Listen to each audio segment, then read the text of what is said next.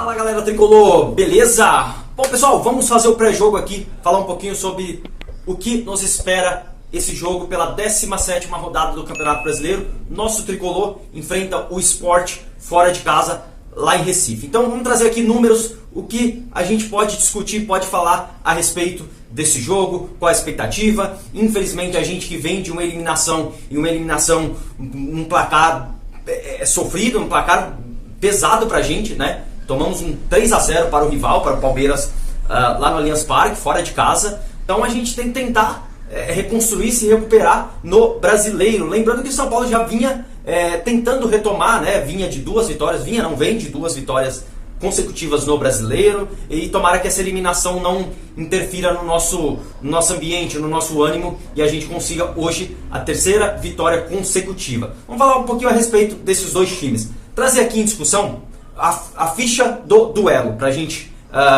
discutir em cima disso. Então a gente tem na ficha do duelo o Sport, que é só o 18º colocado. Então o Sport briga ali contra o rebaixamento. E o São Paulo, que evidentemente não está tão melhor que o Sport, é só o 15º. A gente, com as duas vitórias consecutivas, deu uma melhorada, deu uma subida, mas ainda precisa melhorar. Precisa engatar aí uma sequência de vitórias e subir, e brigar ali pelas posições de cima da tabela, né? No mínimo ali uma pré-Libertadores. Seria desastroso para São Paulo 2022 não participar nem de uma pré-Libertadores, beleza? Então a gente tem gols prós e contras. O Sport fez 8 gols e tomou 13, e o São Paulo fez 13 gols e tomou 19.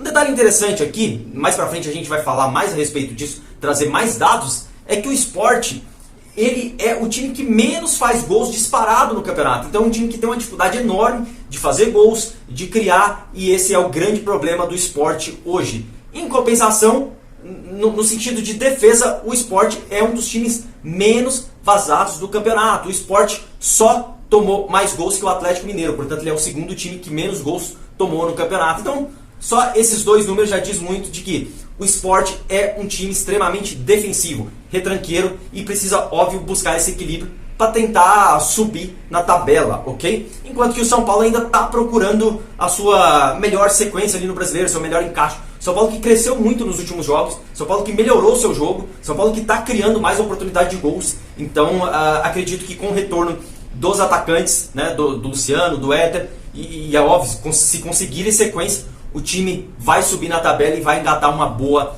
sequência, beleza? Falando de sequência, então a gente tem a sequência do Sport. O Sport teve uma vitória, um empate, uma vitória, um empate de novo, e no último jogo perdeu. E o São Paulo teve 2 derrotas, um empate e 2 vitórias. Então o São Paulo já vem de 3 jogos sem perder, o que, óbvio, para o São Paulo estava muito difícil no início do Brasileiro, né? Conseguiu uma sequência de 3 jogos e nenhuma derrota. Isso já é um ponto positivo, mas que ainda é muito pouco, né? São poucos jogos de sequência, ok? E nos últimos confrontos a gente tem, óbvio, aqui uma vantagem enorme a favor de São Paulo.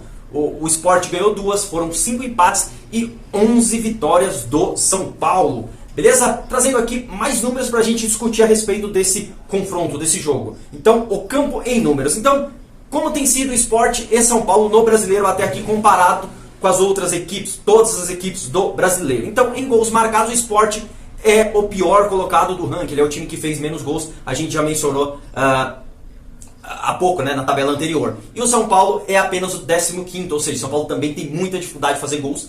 Tem a ver também com o fato dos principais atacantes do time estarem lesionados, não conseguem ter sequência, não conseguem jogar. Gols sofridos, o Sport é o 2º colocado e o São Paulo é o 16º. Lembrando que aqui o ranking é invertido, ou seja, o Sport o Sport 2º significa que ele é o 2º time que menos gols tomou, e o São Paulo 16º significa que é um dos times que mais tomou gols. Em relação a grandes chances criadas, aí o Sport peca na ofensividade, apenas o 19º, ou seja, o 2º pior time, o 2º time que tem mais dificuldades em criar jogadas, chances reais de gols. E o São Paulo é o 10º, está ali na zona intermediária. Em relação à posse de bola, o Sport é o 18º, como eu disse, um time defensivo, um time retranqueiro, também não tem muita bola, não consegue ter a bola. E o São Paulo, o 3º. O São Paulo tem a bola, mas não consegue criar tanto. Em relação à finalização, o Sport, novamente, outro quesito ofensivo, é apenas o 18º. E o São Paulo, o 13º, que também não é um grande número para o time com a força que tem o São Paulo. Sobre desarmes, O Sport, mais uma vez, mostrando a sua força defensiva. Ele é o terceiro no ranking e o São Paulo apenas o 11º. Sobre jogos sem sofrer gols, o Sport é o quarto e o São Paulo o nono. Então essa tabela aqui ela é muito clara em relação ao que nos espera esse jogo contra o Sport. O Sport é um time que se defende. Bons aspectos defensivos, mas com muita dificuldade ofensiva. E agora, evidentemente, com o Profeta, né, o nosso ídolo Profeta, ele foi contratado, o Sport foi buscar o Profeta para tentar melhorar esse aspecto ofensivo. Ok? Vamos falar um pouquinho sobre o São Paulo provável de hoje, né, o que nos espera. Na verdade, já falei aqui várias vezes, é difícil prever as escalações do Crespo. Porém, a gente tem uma base aqui, que é o que foi divulgado pelo Globo Esporte, e é mais ou menos assim. Thiago Volpi, Miranda, Arboleda e Léo Pelé, Daniel Alves na direita, Lisiero e Luan de volantes, Gabriel Sara e Nestor, e no ataque, Rigoni, Éder ou Pablo. Creio que se o Éder tiver condições, ele entra jogando, porque a fase do Pablo é terrível. Mas como ele está voltando de lesão, não sei se já está em condições. E uma notícia boa, Luciano relacionado, ok? Pode ser o retorno finalmente do Luciano, que teve uma lesão muscular, parece que teve um rompimento de ligamento cruzado, porque o jogador não voltava nunca e finalmente está voltando, mas é importante voltar aos poucos para não correr o risco de ter novamente outra lesão e nos desfalcar por mais tempo ainda, no momento que a gente precisa muito do jogador. Daqui a pouco tem Copa do Brasil aí, então é fundamental para o jogo do São Paulo Luciano, que essa temporada praticamente não conseguiu jogar ainda. Então a gente ainda vive a expectativa de ter o Luciano capaz de acrescentar o São Paulo dentro de campo. Ele que foi o principal jogador do São Paulo na temporada anterior, né? Foi muito importante para o time do São Paulo e que, muito provavelmente, graças a ele, o São Paulo chegou à Libertadores. Não sei se não fosse ele ali, o São Paulo teria chegado à vaga na Libertadores no ano passado. Então, eu vejo que é o seguinte, galera, é aquele típico jogo que a gente diria que é um jogo de 3 pontos, é um jogo que o São Paulo tem que ganhar. Tem por obrigação, com a sua força, né, com todo respeito ao Sport, mas ele é superior ao Sport, e o Sport mostra, pelo menos no brasileiro até aqui, que é um time inferior ao São Paulo, e que o São Paulo, mesmo jogando até agora no brasileiro, estando em 15º, jogando abaixo das suas expectativas, ele tem que ganhar sim do Sport, tem que somar esses 3 pontos, porque é um nível de jogo que o São Paulo, com o poder que tem técnico, com o poder que tem de estrutura, precisa somar 3 pontos, né? Não pode deixar passar, porque a gente vai ter jogos mais difíceis e que aí a coisa fica mais dividida, mais em aberto, e não dá pra ter tanta certeza assim em vitória, beleza? Lembrando que isso, óbvio, é a teoria. O que acontece em campo a gente não sabe, né? Ninguém é mãe de nada, ninguém adivinha. E detalhe, né?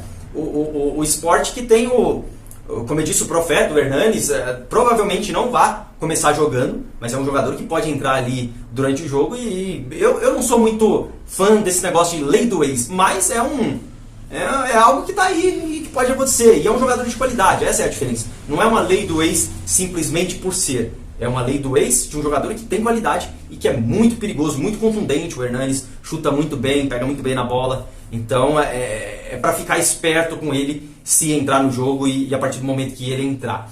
Então, pessoal, mais ou menos é por aí o que a gente tem desse jogo, né? O jogo começa às 20h30, daqui a pouquinho.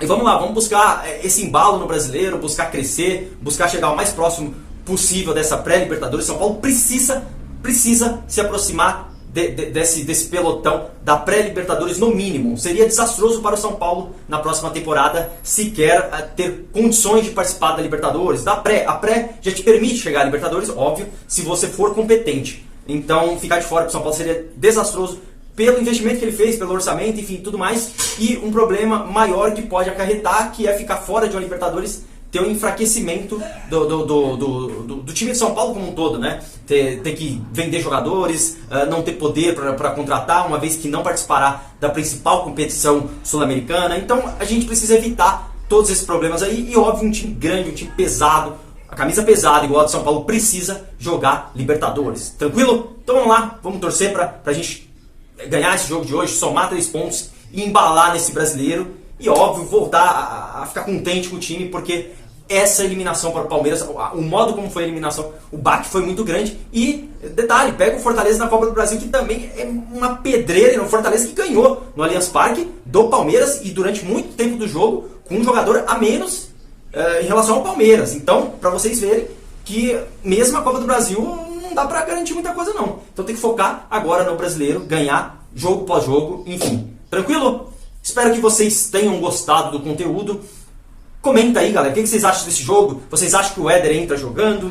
Vocês acham que entra o Pablo? Se não entrasse o Pablo, como é que vocês escalariam o time? Enfim, por aí vai. E curte, né? Deixa o like aí, compartilha. Tamo junto, vai Tricolor. Fui!